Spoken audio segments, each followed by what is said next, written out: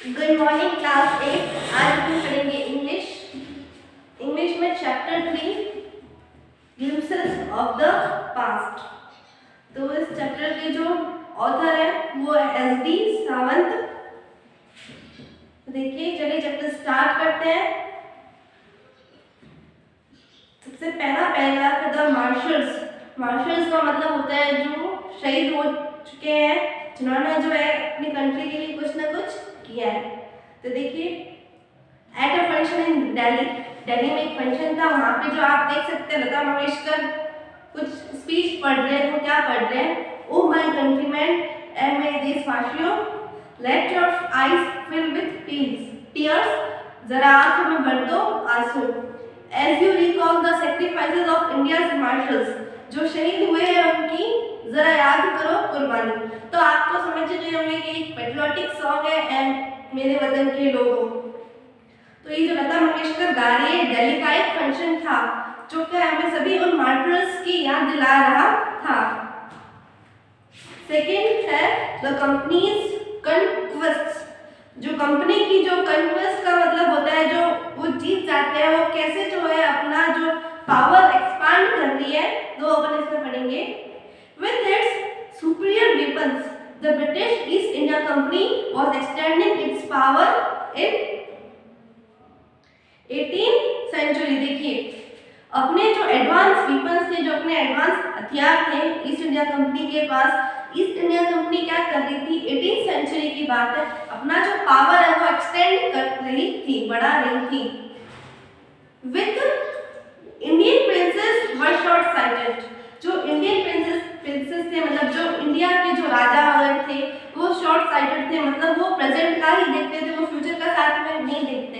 जैसे अपन कोई काम करते हैं, कोई अगर अपना डिसीजन लिया है तो अपन क्या देखेंगे, जो उसका फ्यूचर में क्या इफेक्ट पड़ेगा, अभी क्या इफेक्ट पड़ रहा है, तो अपन दूर का देखते हैं। लेकिन जो इंडियन प्रिंसेस थे वो शॉर्ट साइटेड थे।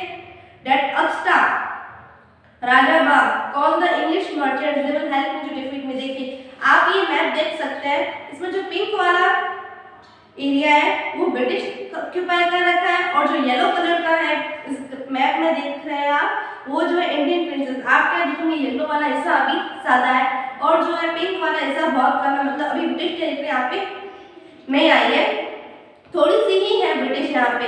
लेकिन आप थोड़े टाइम बाद देखोगे ब्रिटिश टेरिटरी बढ़ जाएगी और जो इंडियन टेरिटरी येलो वाला हिस्सा कम हो जाएगा। तो डेट अपस्टार्ट, ये देखिए इस फोटो में आप देख सकते हैं राजा बैठा हुआ है, ये दूसरों बोल रहा है, जो इसके जो दरबारी थे उन्हें बोल रहा है कि डेट अपस्टार्ट राजा बाग। वो जिस राजा से जो है राजा एक दूसरे से क्या चलते थे, जिस राजा से जो उनका दुश्मन राजा था, वो बोले थे कि call the English merchants, English व्यापारी को बुला दिया जाए, they will help to defeat him, वो मेरी हेल्प करेंगे उस दूसरे राजा को हराने में। तो ये अपने जो है दरबारियों को बुला था। The people had no peace due to such constant fights. तो देखिए जो लगातार की जो ये फाइट्स होती जा रही थी, इसके कारण क्या है, कोई शांति नहीं थी। The rivalries the East India Company could easily subdue Indian princes. जो रिवलरीज मतलब जो विद्रोही थे, वो ईस्ट इंडिया कंपनी जो थी ना, वो क्या है वन बाय वन जो इंडियन प्रिंसेस थे उनको क्या सबड्यू कर रही थी, मतलब अपने अंदर वो इन्वॉल्व करते जा रहे थे, उसके ऊपर अटैक करते जा रहे थे। जो इंडियन स्टेट्स थे वो क्या धीरे धीरे ब्रिटिश इंडिया कंपनी के हाथ में आने लग गए।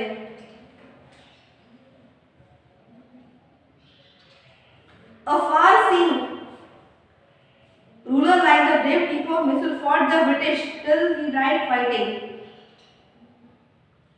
एक जो टीपू सिंह था, मैसूर का था, उन्होंने देखो जब तक लड़े, जब तक क्या है, जब तक वो मर न जाए तब तक वो है वो लड़ते रहे। तो अब इस विजय पे, इस कंक्वेस्ट पे how did Indian react to this conquest, वो जीत गए तो इंडियन का क्या रिएक्शन था? देखिए कुछ लोग तो ऐसे बोल रहे थे, thank God there is peace in the country, no more war and looting. Thank God चलो अपनी कंट्री में पीस है, अब कोई ज्यादा वार लूटपाट नहीं होगी।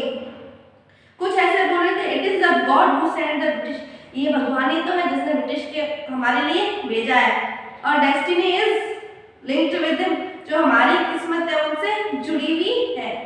The white man has killed और डिथ्रोन्ड आवर किंग्स। जो व्हाइट मैन मतलब जो गोरे लोग थे, ब्रिटिशर्स थे, उन्होंने क्या डिथ्रोन का मतलब है जो जो हमारे किंग्स थे उनको सिंहासन से हटा दिया, उनको उनकी राजगद्दी से हटा दिया है। Some kings were not good, but अब देखो कुछ लोगों का तो रिएक्शन ये था कि थैंक गॉड ब्रिटिश आ गए हैं, हमारी किस्मत इनसे जुड़ी है, भगवान ने भी हमारे लिए भेजा है। लेकिन कुछ लोग ऐसे भी थे, वो कहते थे some kings were not good but after all they were of this land. देखिए राजा कुछ राजा भले ही अच्छे ना हो, लेकिन कम से कम वो हमारे लैंड के तो है, वो हमारे लैंड से कनेक्टेड तो है।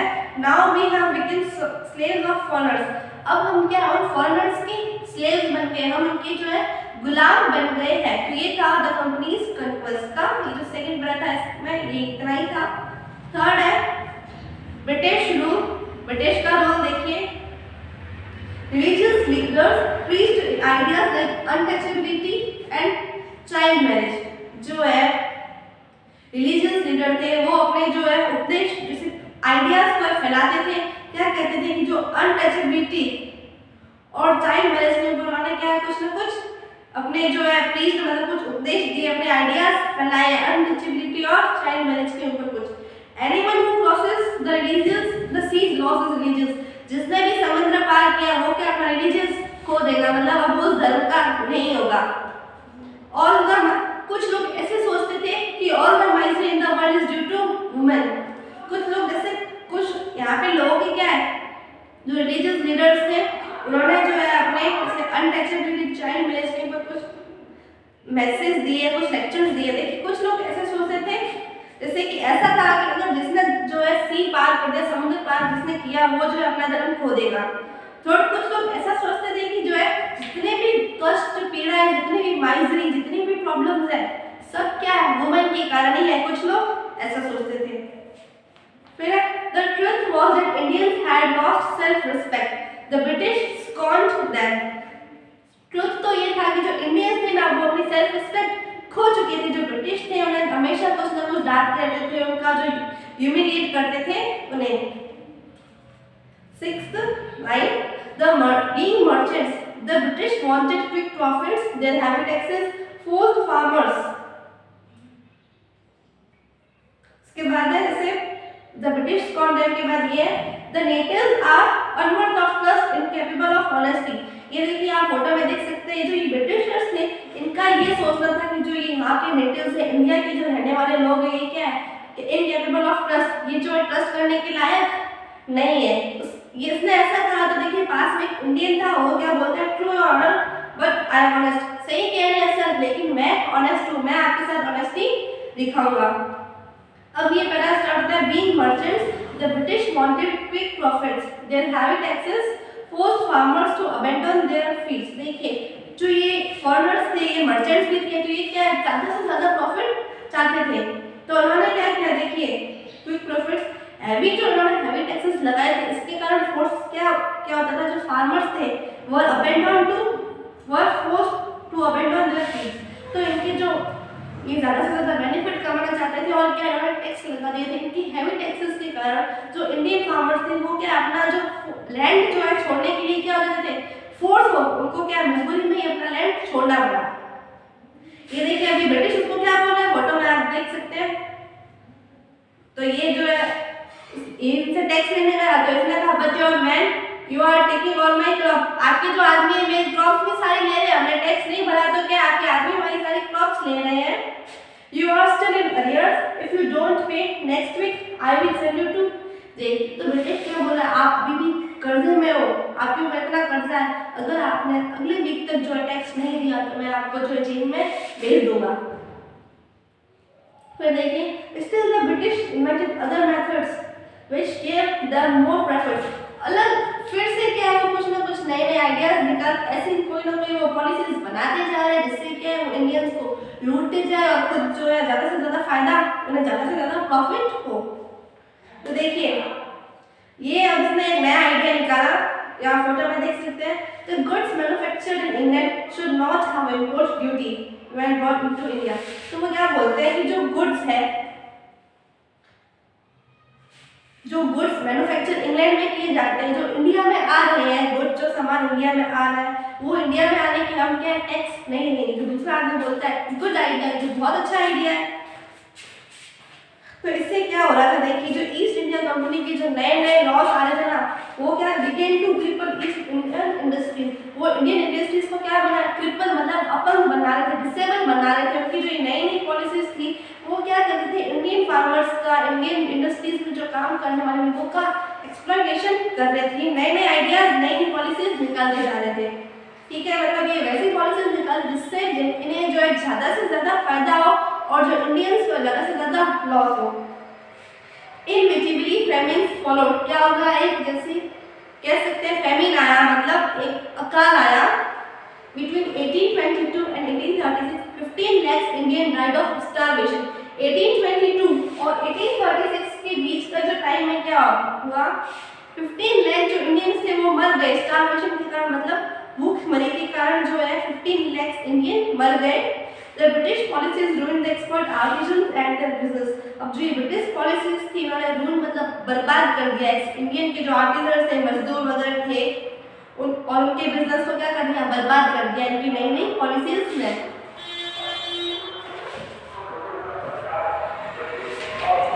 फोर्थ है राम मोहन रॉय। तो आप राम मोहन रॉय के बारे में तो आपने पढ़ाई होगा। तो देखिए, Ram Mohan Roy a learned man from Bengal understood what was wrong within the country। एक जो जैसे एक learned man थे जो कि बंगाल से थे, मतलब इन्हें सब चीजें पता थी। इन्हें क्या पता लगा, ये अब समझ गए थे कि इंडिया में क्या है, बहुत ज्यादा गलत हो रहा है, मेरी कंट्री में जो है गलत हो रहा है। That is not despite ourselves, our Asian culture is great। देखिए, उन लोगों को हमसे घृणा नहीं होनी चाहिए, हमसे नफरत नहीं होनी चाहिए। Our culture, Asian culture is great. हमारा जो प्राचीन जो कल्चर है, हमारा जो रिवाज वगैरह वो सब ग्रेट है, हमारी संस्कृति महान है। And we are capable of greater achievements, we must first reform our society. Superstitions have been ruling us. तो देखिए, उन्होंने क्या कहा कि हम इतने कैपेबल हैं कि हम बड़ी से बड़ी अचीवमेंट को भी क्या कर सकते हैं, हमारे में इतनी काबिलियत है कि हमें कोई ना कोई बड़ी से बड़ी अचीवमेंट मिल सकती है। लेकिन उससे पहले क्या करना पड़ेगा, हमें अपनी सोसाइटी को रिफॉर्म करना पड़ेगा, मतलब वापस से रिफॉर्म करना पड़ेगा। जितने भी सुपरस्टिशंस हैं, मतलब ये जो होते हैं ना अंधविश्वास, अगर ये क्या कर रहे हैं, हमारी सोसाइटी को यूज कर रहे हैं, हमें बर्बाद कर रहे हैं। इसलिए हमें हमारी सोसाइटी को जो है फिर से रिफॉर्म करना पड़ेगा। He was attracted by science and modern knowledge। अभी जो ये मॉडर्न नॉलेज और साइंस की तरफ ये काफी अट्रैक्टेड हुए, उन्हें ये काफी पसंद आई। Knowledge should be practical and scientific. उनका ये मानना था कि नॉलेज जो है साइंटिफिक और प्रैक्टिकल होनी चाहिए। तो उन्होंने क्या किया, he started newspapers but the suspicious British stopped them in 1833। उन्होंने देखिए अपने न्यूज़पेपर स्टार्ट किए ताकि लोग क्या है ज़्यादा से ज़्यादा अवेयर हो। लेकिन जो ब्रिटिश सस्पिशियस मतलब जो शक्की ब्रिटिश थे, उन्हें बहुत ज़्यादा शक होता था, सस्पिशियस ब्रिटिश थे। उन्होंने क्या किया, इनके जो है 1823 में इनके न्यूज़पेपर्स को स्टॉप कर दिया। He told his wife Uma, उन्होंने अपनी वाइफ उमा को बताया, cows are of different colors but the color of their milk is the same। Different teachers have different opinions but the essence of every religion is same। देखिए, जो काऊ होती है क्या अलग अलग कलर की होती है, लेकिन उनका मिल्क क्या है, सेम होता है। हर टीचर्स की अलग अलग राय होती है, लेकिन क्या है, सभी का सार जो एसेंस मतलब सभी का जो सार है, कंक्लूजन है, समरी सभी की होती तो एक है, भले ही उनकी जो है अलग अलग ओपिनियंस होते हैं, लेकिन उनका जो सार है वो तो एक ही होता है। He crossed the seas and went to England to see what made the British powerful। That there he told him, उन्होंने क्या किया, वो समुद्र पार करके वहाँ गए, इंग्लैंड गए, क्या देखने की गए, ऐसी क्या चीज़ है जो ब्रिटिशर्स को इतना पावरफुल बना रही है, ब्रिटिशर्स के पास ऐसी क्या चीज़ है जिससे वो इतना ज़्यादा पावरफुल बनते जा रहे हैं। There he told them, उन्होंने जो आप फोटो में देख सकते हैं, उन्होंने उनसे कहा, We accept you as rulers and you must accept us as subjects। हमने जो है आपको अपने राजा के रूप में स्वीकार कर लिया, तो आप भी तो हमें अपनी प्रजा के रूप में स्वीकार कीजिए। You must remember the responsibility a ruler owes to his subject। आपको जो है आपकी जैसे अपनी प्रजा के प्रति क्या दायित्व है, आपकी क्या रिस्पॉन्सिबिलिटी है, आपको वो भी तो ध्यान में रखना चाहिए। जो है आपकी क्या रिस्पॉन्सिबिलिटी है हमारे प्रति, हमारी जो इच्छाओं को ध्यान में रखते हुए आपको ये सब ध्यान रखना चाहिए। जब आप फॉरेन के हो, आप ब्रिटिशर्स हो, आप बाहर से आए हो, फिर भी हम जो आपको अपने राजा के रूप में स्वीकार कर रहे हैं, आपके सारे रूल्स और रेगुलेशन मानते हैं, तो आप जो है हमारी इच्छाओं का ध्यान क्यों नहीं रखते? आप क्यों नहीं है जैसे इतने हैवी टैक्सेस लगा देते हैं, हमको जो है अपना जो फील्ड है वो फोर्सफुली छोड़ देना पड़ता है, तो आपको भी इसका ध्यान रखना चाहिए। फिफ्थ है ऑपरेशन, ये देखिए 1765 से लेके 1835 तक की बात है। But the British continue to oppress Indians, वो अभी भी जो इंडियंस के ऊपर अत्याचार उन्होंने कंटिन्यू रखा। इन 1818 दे हैड पास रेगुलेशन 1883, उन्होंने क्या किया, फिर से एक नया रूल निकाल दिया, regulation 3। Third, under it and Indian could be jail without a trial in a court. इस रेगुलेशन थर्ड के अकॉर्डिंग ये था कि अगर किसी भी इंडियन को क्या है ऐसे ही जेल में डाल दिया जा सकता है बिना उसके ऊपर कोई मुकदमा चल रहा है, विदाउट एनी ट्रायल, मतलब बिना कोई मुकदमा चलाए, बिना कोई केस के बिना उसको सीधा जेल में डाल दिया जा सकता था। All the time, British officers in India drew big salaries and also made fortunes in private business.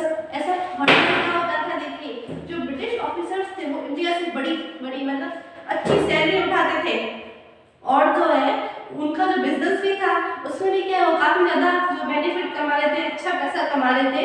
एक तो वो इंडिया से बड़ी बड़ी सैलरीज उठाते थे, फिर और जो है प्राइवेट बिजनेस से भी खूब पैसे कमा रहे थे। By 1829 British was exporting British goods worth 7 crore rupees to India. देखिए जो 1829 में क्या किया, ब्रिटेन से सामान आया गया था 7 करोड़ रुपए का, वो उन्होंने इंडिया से लेकर वापस क्या ब्रिटेन में बेच दिया, जिससे 7 करोड़ का माल यहाँ पे आया, उन्होंने यहाँ पे इंडिया में और बेनिफिट किया। तो मतलब क्या ब्रिटेन का पैसा वापस ब्रिटेन में ही जा रहा था, तो बेनिफिट किसको हो रहा था, ब्रिटेन को ही प्रॉफिट हो रहा था। The Britain prospered on the company's loot while Indian industries began to die। अब देखिए जो ब्रिटिश था वो तो क्या दिन ब दिन प्रॉस्परस होता जा रहा था, मतलब दिन ब दिन समृद्ध होता जा रहा था, और जो इंडियन इंडस्ट्रीज थी वो क्या डे बाय डे क्या मरती जा रही थी, मतलब उनको तो फायदा होता जा रहा था। जब जैसे किसी कंपनी को बेनिफिट होगा तो वो आगे बढ़ेगी, समृद्ध होगी, विकसित होगी, और दूसरी कंपनी क्या है जबरदस्ती उस कंपनी को क्या बंद करना पड़ेगा। तो ये ब्रिटिश के कारण ब्रिटिश प्रॉस्पर्ड हो रहे थे, इंडियन इंडस्ट्रीज जो है मरती जा रही थी। गवर्नर, लेकिन देखिए इसे ये 1839 में यहाँ से था जो ब्रिटिश जो है ब्रिटेन से 7 करोड़ रुपीस का आया था, फिर वहां पे वापस गया। तो देखिए गवर्नर जनरल पेंटिक ने क्या कहा, the bones of cotton weavers are bleaching the plains of India. इन्होंने कहा कि जो ये the bones of cotton weavers का मतलब ये है कि मतलब वो जो यहाँ के किसानों को फोर्स कर रहे हैं कि वो यहाँ पे कॉटन उगाए, उन्होंने प्रेशर कर रखा है कि जो है इंडियन फार्मर्स कॉटन उगाते हुए इतने ज्यादा कमजोर हो गए, उनकी हड्डियां दिखने लग गई। Bleaching the plains of India, जो है इंडिया के प्लेन्स में जो कॉटन उगाने वाले जो फार्मर्स हैं, वीवर्स हैं, कॉटन वीवर्स, वो इतने ज्यादा वीक हो गए कि उनकी हड्डियां दिखने लगी। फिर एज द ब्रिटिश तो ये गवर्नर जनरल पेंटिक ने ऐसा कहा। फिर है द ब्रिटिश प्रॉस्पर्ड। देखिए अब क्या है, ब्रिटिश तो है दिन ब दिन प्रॉस्पर होता जा रहा था और इंडियन इंडस्ट्री जो दिन ब दिन खत्म होती जा रही थी।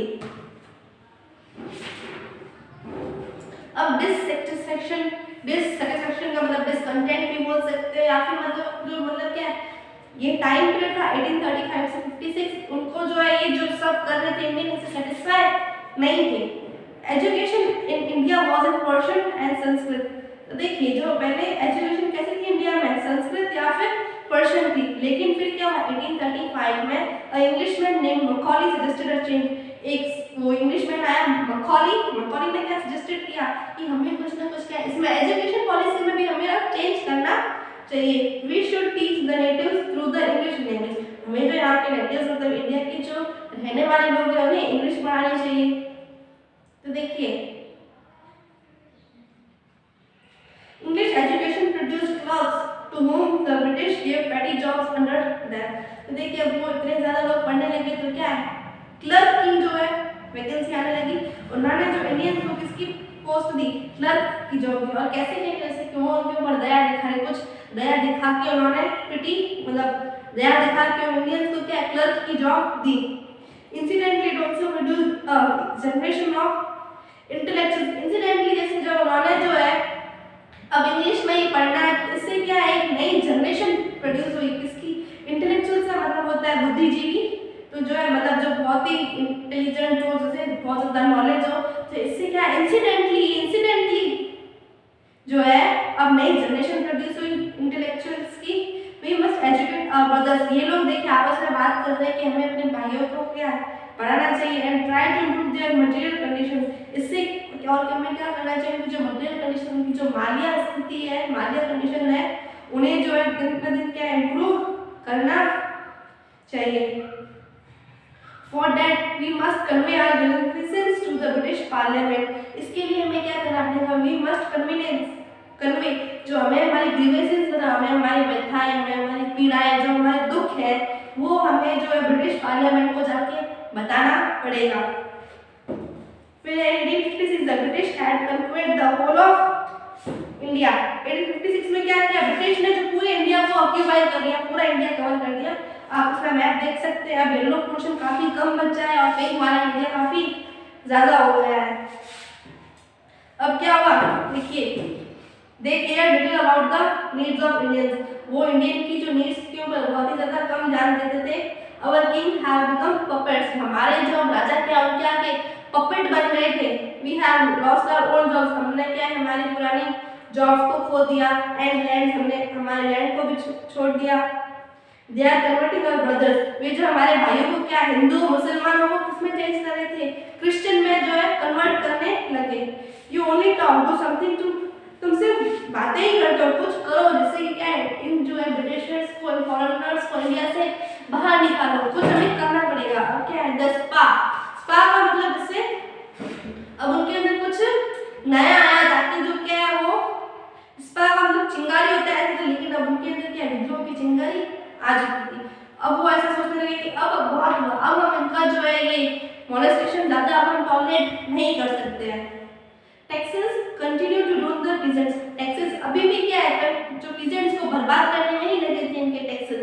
इन Bengal the Santhals who had lost their lands under new land rules became desperate.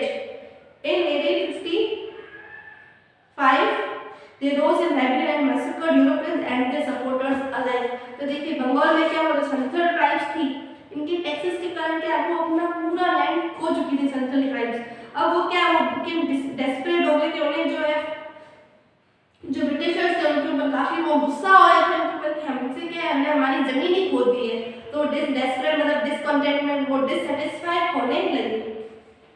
1855 में एक विद्रोह मतलब राइस रोज आपको तो पता ही है, ये रोज जो राइस की फॉर्म है, रिबेलियन राइज हुआ, एक विद्रोह किया और क्या कर रहे यूरोपियंस को क्या कत्ल करने लगे। उनका जो है मैसेकर का मतलब हत्याकांड होता है एंड दे सपोर्टर्स हैं, जितने भी यूरोपियन और उनके जो भी सपोर्टर हैं उनको क्या करने लगे, मारने लगे। Discontent was brewing in east India. अब जो क्या कंपनीज आर्मी 2 अभी भी क्या डिसकंटेंट था, मतलब जो डिसकंटेंट का मतलब होता है डिससैटिस्फैक्शन, सेटिस्फाई नहीं थे वो ईस्ट इंडिया कंपनी की आर्मी से। वाइल फिर थाउजेंड्स ऑफ देखिए डिसकंटेंट। अब यहाँ से the white soldier get huge pay, mansions to live in servants. जो वाइट शोल्डर्स थे, वाइट लोग थे जो आर्मी में काम करते थे, देखिए उन्हें ज्यादा पैसे मिलते थे, उन्हें बड़े बड़े मेंशंस मिलते थे रहने के लिए और क्या सर्वेंट्स भी थे। लेकिन While we get the pittance and slow promotion, लेकिन we get the pittance का मतलब क्या हमें पैसे भी कम मिलते थे और हमारा जो प्रमोशन भी नहीं होता था। फिर है the अंग्रेज asked us to cross the sea which is against our religion। अंग्रेज हमें बोलते थे कि अगर हमने जो सी पार कर दी तो ये हमारे धर्म के खिलाफ है, हमें हमारा धर्म छोड़ना पड़ेगा। लेकिन ये टोपी वाले कौन होते हैं हमें ये बोलने वाले कि जो हमें हमारे कस्टम्स को अबॉलिश करने वाले, ये कौन होते हैं कि हमें बोलेंगे टोपी वाले। फिर है we must die out of the way, हमें अंग्रेजों को अपने देश से बाहर निकालना ही पड़ेगा। सिपाही Mangal Pandey attacked the adjutant of his regiment and was executed. सिपाही मंगल पांडे ने क्या किया, अपने ही जो है रेजिमेंट का जो उसका जो एडजस्ट था उसके ऊपर क्या कर दिया, अटैक किया और उसको क्या कर दिया, फांसी लगा दी गई। वाज एक्जीक्यूटेड का मतलब फांसी लगा दी। अब देखिए थाउजेंड्स ऑफ अदर सिपाहीज रिवोल्टेड। इसके साथ में क्या हुआ, दूसरे भी सिपाहियों ने भी विद्रोह किया। दे वर स्ट्रिप्ड ऑफ देयर यूनिफॉर्म्स। तो उनसे क्या किया, उनसे उनकी जो स्ट्रिप्ड का मतलब उनकी यूनिफॉर्म्स छीन ली गई। Humiliated and put in irons, उनकी जो है ह्यूमिलेटेड उनकी बेइज्जती की गई और उन्हें क्या पुट इन आयरन्स मतलब जेल में डाल दिया गया। अब देखिए few Englishmen had cared to understand Indian customs or the people's mind। कुछ इंग्लिशमैन ऐसे थे जो कि क्या है इंडियन कस्टम्स, मतलब जो इंडियंस के रीति रिवाज है या फिर उनकी जो इच्छाओं की केयर करते थे। तो देखिए ओ प्राउड, उसमें से कुछ मैंने बोला ओ प्राउड ब्राह्मण शोल्डर, जो ब्राह्मण शोल्डर वो जो तो अपने आप पे इतना घमंड करो, ब्राह्मण शोल्डर क्या तुम्हें पता है? Do you know that the grease on the bullet that you have to bite is made from the fat of cows? जो ये बुलेट के जिससे तुम ये बंदूक चलाते हो उसके ऊपर जो ये ग्रीस लगा हुआ होता है जिसको तुम अभी मुंह में डाल के बैठे हो, पता है ये क्या होता है? ये जो है काउज, जो कि क्या है इंडियन धर्म में धार्मिक, जैसे इंडियन धर्म में इतनी पवित्र मानी जाती है, काउ की अलग ही इंपॉर्टेंस होती है, बहुत ज्यादा इंपॉर्टेंस होती है उस। और जो मुस्लिम में जो होता है वो क्या है, उनको जो है पिग का नाम लेना भी उनके लिए क्या होता है, वो पिग का नाम भी नहीं ले सकते मुस्लिम। तो ये क्या है काउ और पिग के फैट से बने, जिस बुलेट को तुम अपने मुंह में डाल के बैठे हो, तो तुम ब्राह्मण कहते हो अपने आप को, तो तुम कैसे इसको जो मुंह में डाल के बैठे हो? तो ये बोलते हैं क्या, the white man has deceived us, white man ने हमें क्या दिया है, धोखा दिया है, उन्होंने हमारे साथ चीट किया है। Soon chapatis were sent from village to village to tell the people that the emperor would want their services। अब क्या होने लगा इन सबके ऊपर क्या है, विद्रोह की चिंगारी इनमें आज की। अब ये क्या है, अब हम ज्यादा टॉलरेट नहीं करेंगे, हमने बहुत सहन कर लिया। अब ये क्या करते थे, देखो चपातीस भेजते, चपातीस के अंदर अपने मैसेज डाल के भेजते थे राजाओं के, कि उन्हें क्या, हमें उनकी हेल्प की जरूरत है। Yes all my village man will be ready, कि मेरे जितने भी विलेज मैन है सभी लोग तैयार हो जाएंगे। अब देखिए similarly lotus flower, Indian lotus flowers circulated among Indian soldiers, Indian soldiers थे वो भी क्या है दूसरे को लोटस फ्लावर देने लगे, मतलब क्या वो भी अब क्या है इन फॉरेनर्स का विद्रोह करेंगे, डेथ टू द फॉरेनर्स। ये भी कहने लगे कि विद्रोह क्या है, इन जो फॉरेनर्स को अब मारेंगे हम। The masses give all help and shelter to the patrols. अब जो देखिए ये जो पेट्रोल्स मतलब देशभक्तियों को हर तरीके की हेल्प मिलने लगी, उन्हें शेल्टर मिलने लगा, उन्हें जो क्या है खाना भी मिलने लगा। अब है रिवोल्ट, रिवोल्ट विद्रोह 1857 की बात है ये। Then there was a violent outbreak at Meerut. तो एक देखिए बहुत ज्यादा वायलेंट का मतलब जो हिंसात्मक होता है आउटब्रेक हुआ विद्रोह में, मिरट में जो है बहुत ही ज्यादा हिंसात्मक आउटब्रेक हुआ, मतलब ये जो अब क्या है मिरट में भी ये जो इनका फैलने लगा। द सिपाहीज मार्च टू दिल्ली, अब जो सिपाही थे वो क्या दिल्ली से आगे बढ़ने लगे। Long time for emperor Bahadur Shah, और इनके जो इन्होंने क्या बहादुर शाह को अपना राजा माना, कि जैसे बहादुर शाह द रिबेलियंस, अब ये जो है रिबेलियन धीरे धीरे आगे फैल गया। Many landlords had lost their lands because of the British policies and they were so देखो जो लोग थे इंडियन लोग थे जिनको क्या अपना लैंड छोड़ना पड़ा ब्रिटिशर्स के कारण, वो भी क्या है वो भी ब्रिटिशर्स से बहुत ज्यादा गुस्सा थे। वो बोलते थे क्या बोलते थे, the white man rule and, अब इन व्हाइट मैन का रूल एंड होने वाला है, हाँ हम तुम्हारी हेल्प करेंगे। द फाइट ऑफ फ्रीडम, तो देखिए उन्होंने फ्रीडम के लिए फाइट की।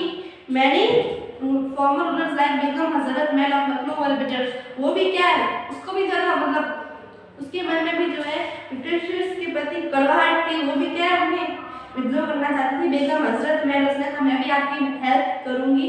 The white man has taken away my kingdom, उन्होंने मेरा पूरा किंगडम ले लिया है। तो उन्होंने they join the upsurge against the forest, उन्होंने भी इस मूवमेंट को ज्वाइन किया।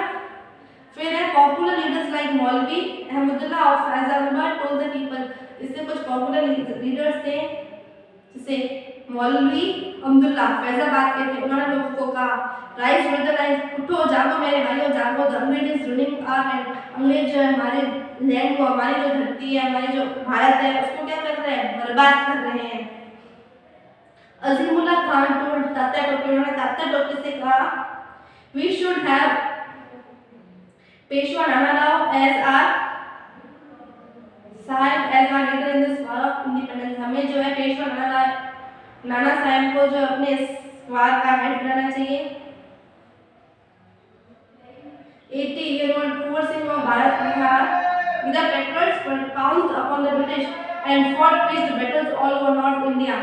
जो पेट्रोल जो देशभक्त उन्होंने जो पाउंस जब उनके ऊपर झपट्टा मारा उनके ऊपर अटैक किया ब्रिटिशर्स के ऊपर एंड फॉर्ट पेज, मतलब पूरे जगह घंटों क्या युद्ध छा गया था पूरे नॉर्थ इंडिया में। अब मैं 80 year old Kunwar Singh of Bihar received 80 year old का जो कुंवर सिंह था बिहार का, उनकी जो रिस्ट का मतलब होता है कलाई होती है, उसके ऊपर उनको गोली लग गई थी। उन्होंने कहा mother Ganga in my last offering to you, ये मेरी क्या है आपकी लास्ट जो है ऑफरिंग है, लास्ट में मैं आपसे प्रे कर रहा हूँ, क्योंकि अब तो क्या है जो गंगा जो है वो जाने वाला था, तो गंगा को लास्ट में प्रेयर करके गया।